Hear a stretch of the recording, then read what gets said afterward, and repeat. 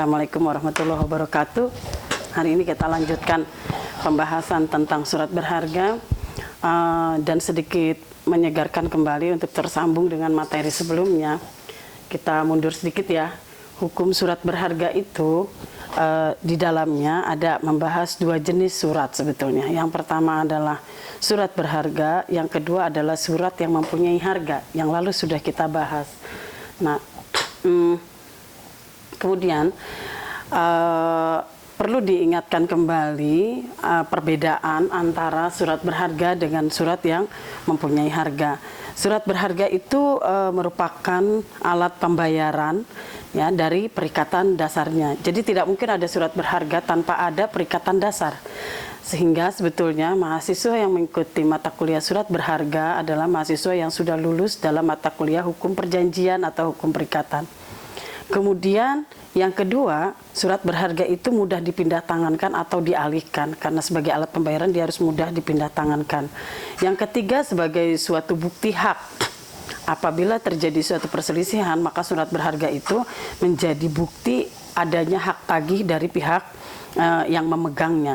Kemudian yang keempat, bentuknya sudah ditentukan oleh peraturan-peraturan yang dibuat oleh lembaga-lembaga yang memang menjadi kewenangan dan di bawah pengawasan satu lembaga tertentu. Dalam hal ini misalnya Bank Indonesia.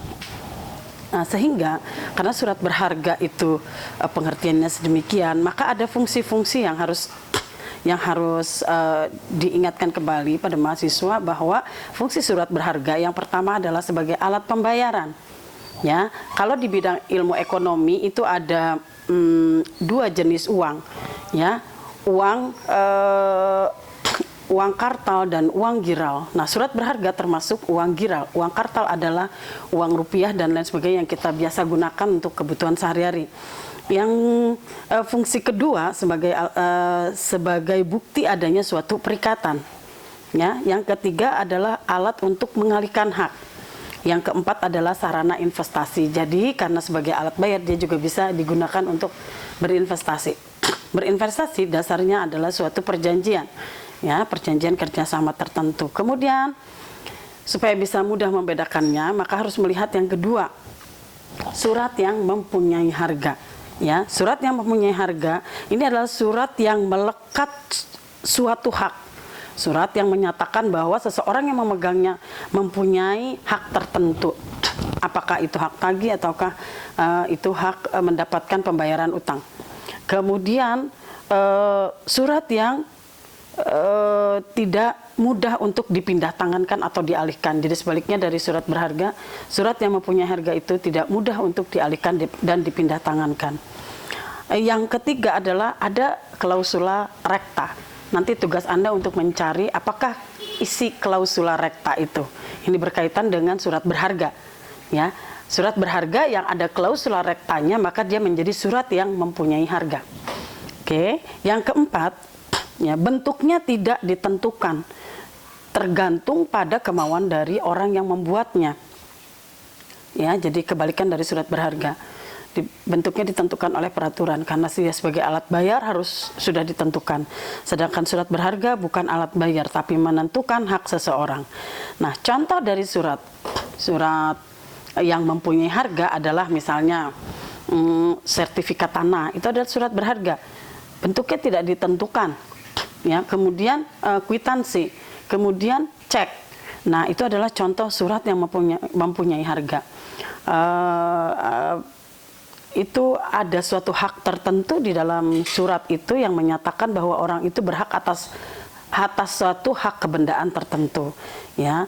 Kemudian berikutnya kita lihat jenis surat berharga itu berdasarkan isi perikatan dasarnya. Apa isi perikatan dasarnya? Ya, itu yang menjadi jenis suatu surat berharga. Nah, ini adalah pembahasan tentang konsep-konsep dasar di dalam surat berharga, bukan nama dari surat berharga. Nanti dari jenis ini kemudian ada namanya, gitu ya. Dan ini penting buat Anda untuk bisa memahami konsep dasarnya dari jenis surat berharga, ya, supaya apapun namanya nanti di masa depan Anda tetap tahu bahwa ini adalah surat berharga. Namanya bisa berubah, bisa berganti mengikuti perkembangan kebutuhan dalam transaksi bisnis dan perekonomian. Yang pertama adalah jenis surat berharga dengan isi perikatan dasar adalah hak kebendaan tertentu. Ya. Misalnya hak untuk menyerahkan benda tertentu. Biasanya ini berlaku untuk jenis yang pertama, ya. Isi perikatan dasarnya adalah hak kebendaan, ya. Hukum kebendaan. Maka biasanya ini berlaku di dunia dan di dunia pengangkutan transportasi, di mana, ya, salah satu isi perjanjian itu adalah menyerahkan benda tertentu, gitu ya. Apalagi sekarang di masa pandemi ini ada perkembangan yang signifikan dari kirim mengirim barang misalnya. Nah, ini perikatan dasarnya adalah hak kebendaan. Karena isi perikatan dasarnya adalah berdasarkan hukum kebendaan, maka itu termasuk surat berharga. Ya, jadi misalnya tanda terima bahwa Anda telah mengirimkan benda tertentu ke teman Anda di lain tempat. Nah, slip penerimaan benda dan penyerahan barangnya itu adalah bagian dari surat berharga nanti sebagai bukti untuk menagih hak, ya, untuk menuntut suatu hak menyerahkan benda tertentu. Nah, ini di hukum dagang sudah belajar tentang pengangkutan barang, ya, karena kan di dalam hukum dagang itu ada hukum pengangkutan, ya, baik pengangkutan orang maupun pengangkutan barang. Nah, ini sifatnya adalah kebendaan. Surat surat yang berisi tentang suatu kebendaan tertentu, gitu ya. Ini harus menyerahkan barang tertentu pada orang lain.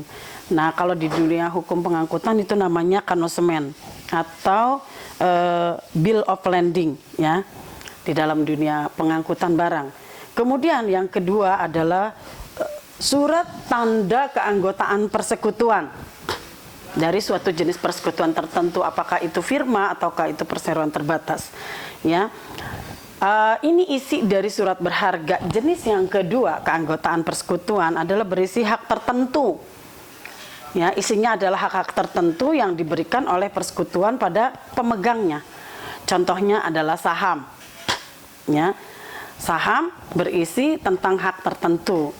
Yang paling utama disebutkan di dalam saham adalah hak terhadap dividen atau penghasilan dari perusahaan itu. Kemudian yang ketiga adalah surat tagihan utang. Ini isi perikatan dasarnya adalah utang piutang. Ya, perikatan dasarnya adalah untuk membayar sejumlah uang. Ya, nah, pemegang surat jenis ini mempunyai hak untuk mendapatkan pembayaran sebesar apa yang ditulis di dalam surat tersebut. Ya, misalnya cek, wesel, begitu ya. Nah, itu contoh dari surat tagihan utang. Jadi, tetap harus bersandar dan mengingat kepada perjanjian-perjanjian yang dibahas pada hukum perikatan. Nanti baru terbagi jenis-jenisnya dan kemudian nanti Anda akan mengenal nama-nama dari surat berharga itu. Nah, untuk materi kita nanti akan lebih banyak membicarakan surat yang bukan surat yang kedua, tetapi surat berharga yang nanti akan menjadi alat pembayaran pada dunia bisnis. Ya, nah, untuk pembahasan yang kedua ini Anda silahkan mencari sendiri karena nanti lebih ke arah kepentingan-kepentingan individu tertentu. Sedangkan surat berharga menekankan kepada pihak-pihak satu dengan yang lainnya yang berdasarkan satu perjanjian-perjanjian dasar. Oke, nah berikutnya nanti kita akan bahas bagaimana surat berharga itu sebagai suatu surat legitimasi. Saya akhiri dulu. Assalamualaikum warahmatullahi wabarakatuh.